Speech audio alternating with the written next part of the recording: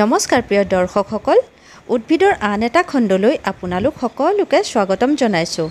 আজি আপোনালোকক লৈ যাব বিচাৰিছোঁ অ' এলফাবেটৰ অন্তৰ্গত দ্বিতীয় জোপা উদ্ভিদৰ কাষলৈ, যাৰ বৈজ্ঞানিক নাম অলেয়া ইউৰোপিয়া।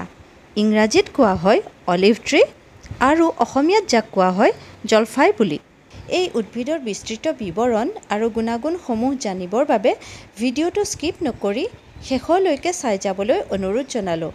লগতে আমাৰ চেনেলত যদি আপুনি নতুন তেন্তে পৰৱৰ্তী ভিডিঅ'সমূহ পাবলৈ চেনেলটো ছাবস্ক্ৰাইব কৰি বেল আইকনটো ক্লিক কৰি দিব।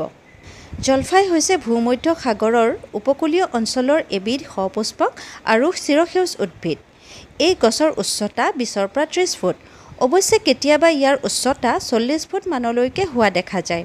এই গছ বহুতো ঠাল ঠেঙুলিৰে ভৰা। গছৰ ৰং ধোঁৱা বৰণৰ বা সামান্য ক'লা বৰণৰ।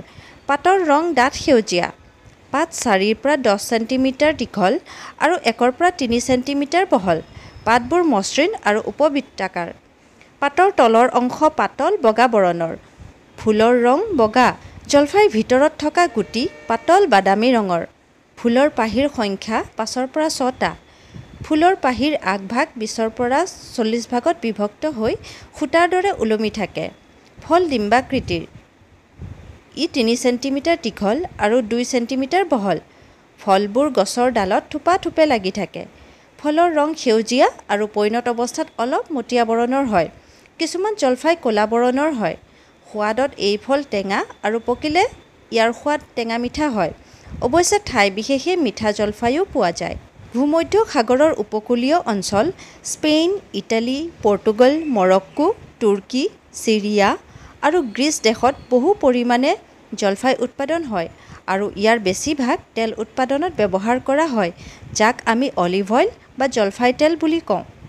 ইউৰোপ মহাদেশৰ স্পেইন আৰু ইটালীত পৃথিৱীৰ ভিতৰতে সৰ্বাধিক জলফাই উৎপাদিত হয়।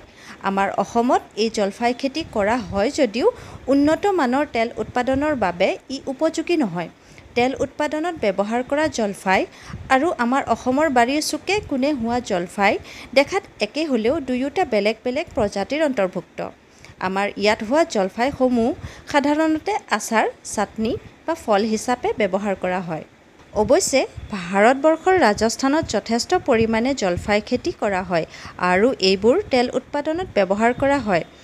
ৰাজস্থান চৰকাৰৰ উদ্যোগত 2007 চনতে ইজৰাইলৰ পৰা তেল উৎপাদনৰ বাবে উপযুক্ত বিভিন্ন প্ৰজাতিৰ জলফাইৰ পুলি আনি বৈজ্ঞানিকভাৱে ইয়াৰ খেতি কৰি থকা হৈছে আৰু অলিভ অইল বা জলফাই তেল উৎপাদন কৰিবৰ বাবে ৰাজস্থান চৰকাৰে 2014 চনৰ 3 ডিচেম্বৰত ৰাজস্থানৰ লুংকাৰানচাৰ নামৰ ঠাইত এটা ৰিফাইনেৰী প্ৰতিষ্ঠা কৰিছিল আৰু এইটো সম্ভৱ ভাৰতৰ প্ৰথম অলিভ ৰিফাইনেৰী। দৰ্শকসকল, এতিয়া আহকচোন এই অলিভ বা জলফাই গুণাগুণসমূহৰ বিষয়ে জানিবলৈ চেষ্টা কৰোঁ। নিয়মিতভাৱে জলফাই বা ইয়াৰ পৰা প্ৰস্তুত কৰা তেল সেৱন কৰিলে দৃষ্টিশক্তি বৃদ্ধি পায়, কাৰণ জলফাইত ভিটামিন এ আছে আৰু ই চকুৰ বাবে বিশেষ উপকাৰী।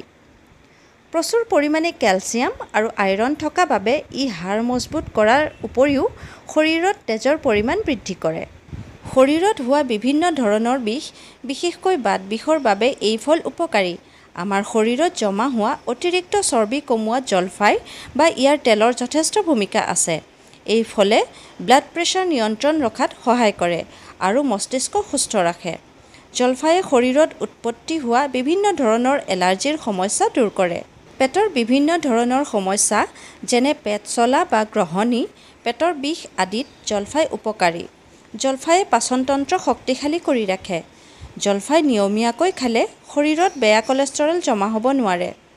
জলফাইয়ে হৃদযন্ত্ৰ সুস্থ কৰি ৰাখে। জলফাইত প্ৰচুৰ পৰিমাণে ভিটামিন চি থকা বাবে ই আমাৰ শৰীৰৰ বেমাৰ প্ৰতিৰোধ ক্ষমতা বৃদ্ধি কৰে। জলফাই বা ইয়াৰ তেল ছাল আৰু চুলিৰ বাবেও উপকাৰী। দৰ্শকসকল, অলিভ বা জলফাইৰ বিষয়ে ইমানকে কৈ আজিলৈ বিদায় ল'বলৈ ওলাইছোঁ।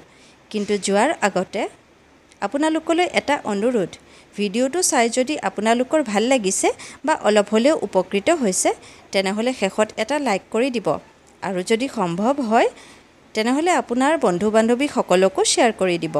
লগতে কমেণ্ট বক্সত আপোনালোকে সুপৰামৰ্শ দিব বুলি আশা কৰিলোঁ। ধন্যবাদ।